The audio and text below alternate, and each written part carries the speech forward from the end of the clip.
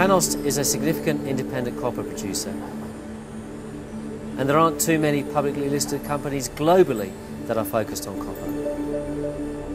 PanAust is well regarded for its growth profile, but not just that we've got a plan, but also that we've been demonstrating over the years that we can deliver against that plan.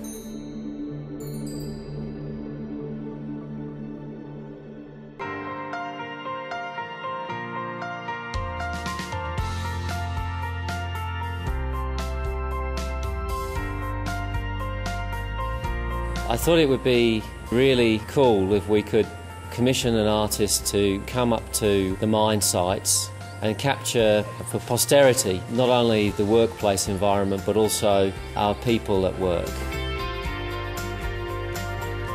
What we try and do with anything that we do, we'd like to project the values of the business, and the values of the business are trying to achieve excellence and continuous improvement in everything that we do. But also respect for people.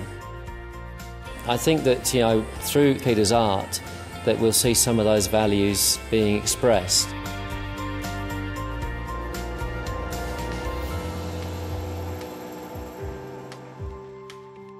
I thought that was a fabulous opportunity to work in a new environment, somewhere out of the studio, and really looking at things, fresh new things with an open eye, and really get some interesting images.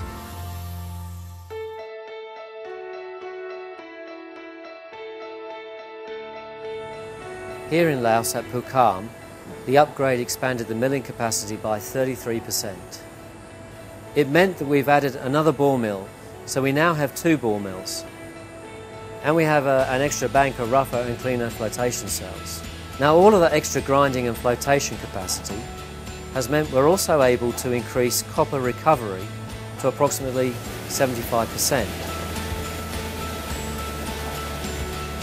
The $40 million increased recovery project will lead to a further 6% increase in copper and gold recovery.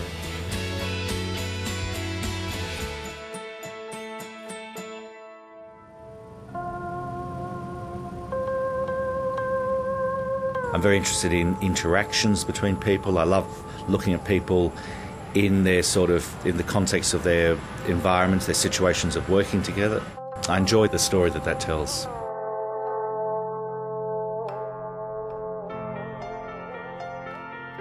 Ban Hosai, which is 30 kilometres west of Pukam, is really performing well, fantastically well. Our expectation is that mine life will extend well beyond 10 years. There's still a lot of potential there, and we'll continue drilling into the future.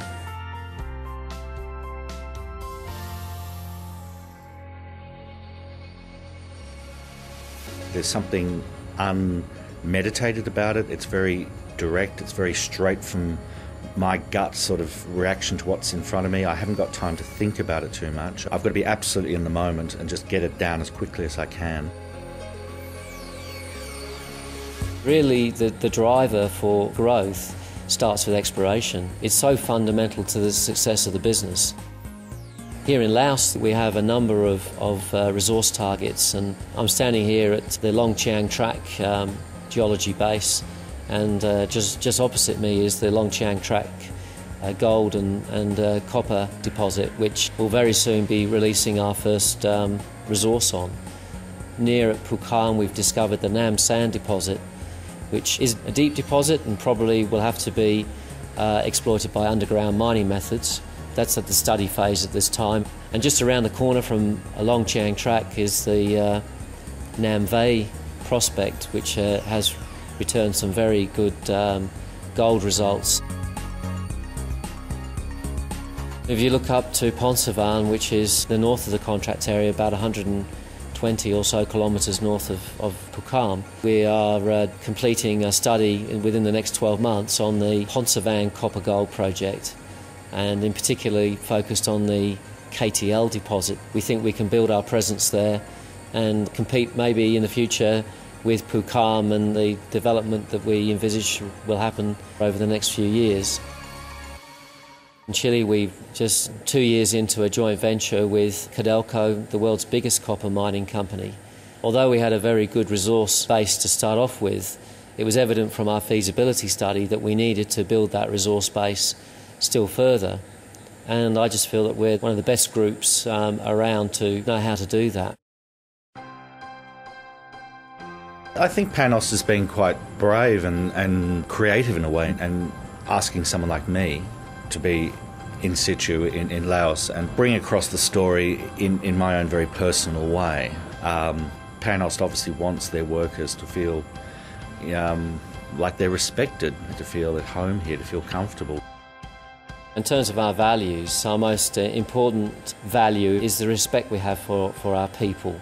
And across the group, our safety record is really second to none. It's very, very good. And one of the best amongst the ASX S&P top 100 companies. One of the biggest legacies that a company like PanAust can leave behind is the education and the training that we're able to provide. About 85% of our employees are Lao, and there was very little mining experience amongst the workforce. So it's been a major focus for us to make sure that they receive adequate training. We do it through an apprenticeship training scheme. They go on a 4-year course of training. That also includes on-work training as well. So we continue to guide them beyond the apprenticeship training schemes to make sure that they become proficient at the trades they've chosen.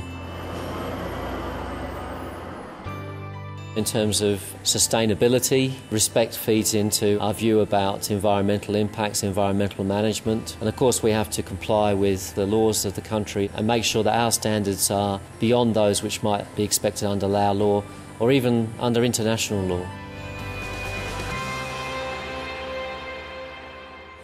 PanAust obviously wants a very close relationship with the villagers. They're doing everything they can to really be a part of the community, which I find really interesting, because there could very easily be this wall, and there is no wall. That this is a very open, fluid movement between the two.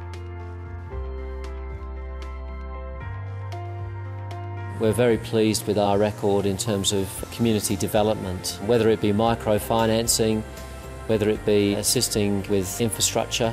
We're very, very pleased with the way those programs have worked extremely well.